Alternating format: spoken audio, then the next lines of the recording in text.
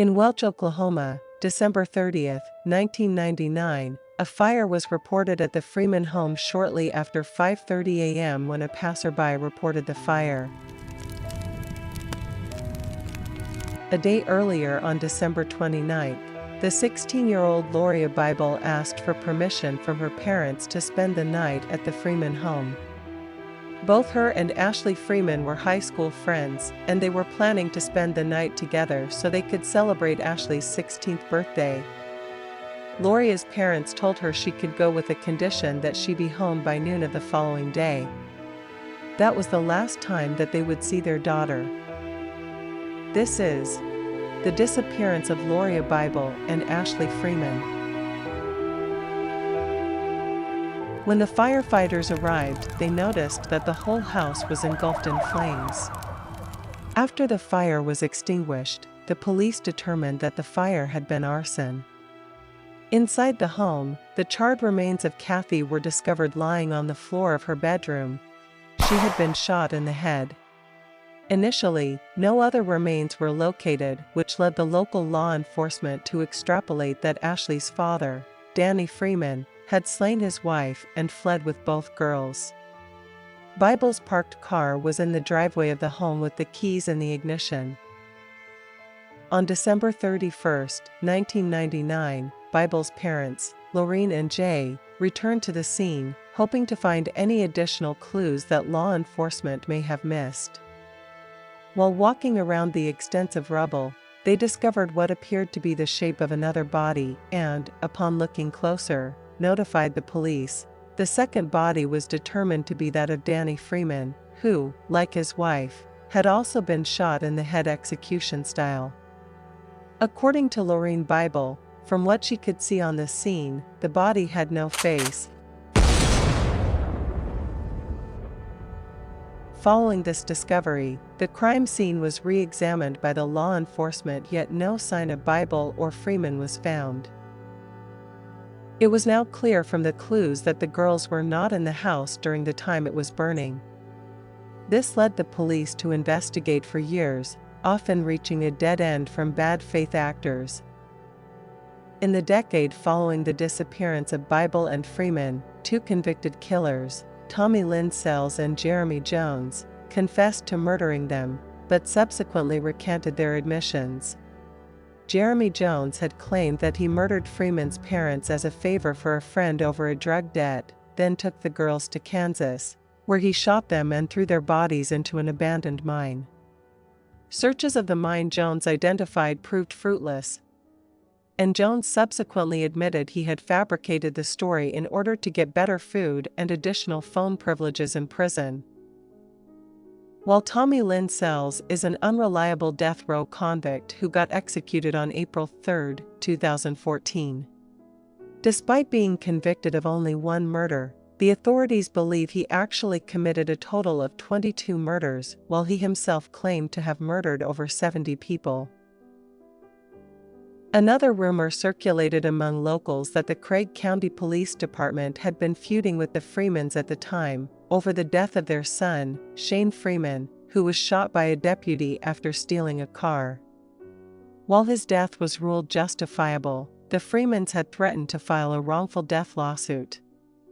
Danny's brother, Dwayne Freeman, claimed that Danny Freeman had confided that deputies had tried to intimidate him.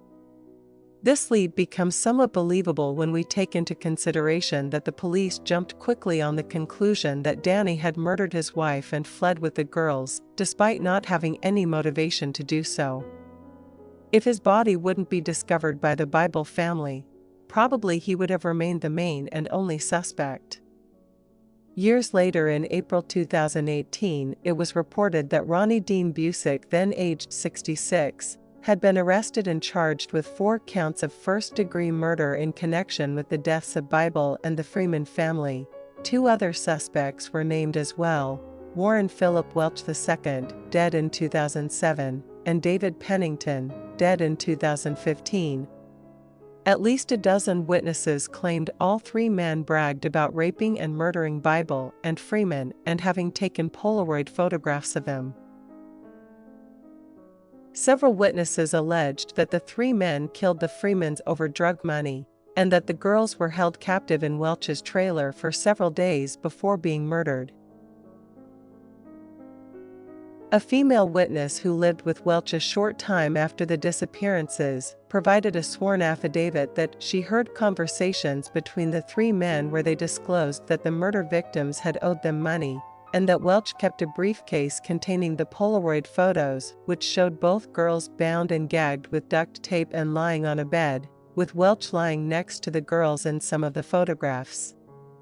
According to the affidavit, Welch, Pennington, and Busick had claimed to have raped and tortured the girls before disposing of their remains in a pit or mine shaft in Pitcher, Oklahoma. Law enforcement also stated they believed the girls' remains could have been dumped in a cellar that was later covered in concrete. In a public address, the Bible family issued a statement in which they stated they had been aware of the alleged photographs for years, and that, at this time, all focus is on finding Lauria and Ashley. After his arrest, Busick told reporters he wished to speak to the Bible family. On April 26, 2018, Bible's mother, Lauria, confirmed she spoke with Busick, but that he denied knowing the whereabouts of her daughter or Freeman. Busick pleaded guilty July 15, 2020, to being an accessory to first-degree murder in the deaths of Danny and Kathy Freeman, the torching of their home near Welch, Oklahoma, and the abduction and presumed slayings of the two girls. He admitted having withheld information about the involvement of Welch and Pennington. He was sentenced to 15 years for the crime, 10 of those years to be spent in prison, plus 5 years of probation. The Oklahoma Department of Corrections, DOC, had said Busick was considered a Level 4 prisoner. He was known for being respectful to the prison staff and following their orders, while staying to himself and not being known as a problematic inmate. Furthermore, a Level 4 inmate does not already have an extensive criminal history beyond their current conviction. Busick received 60 credits per month, or 2 days' worth of credit for every day served, plus the credit for time he served in jail.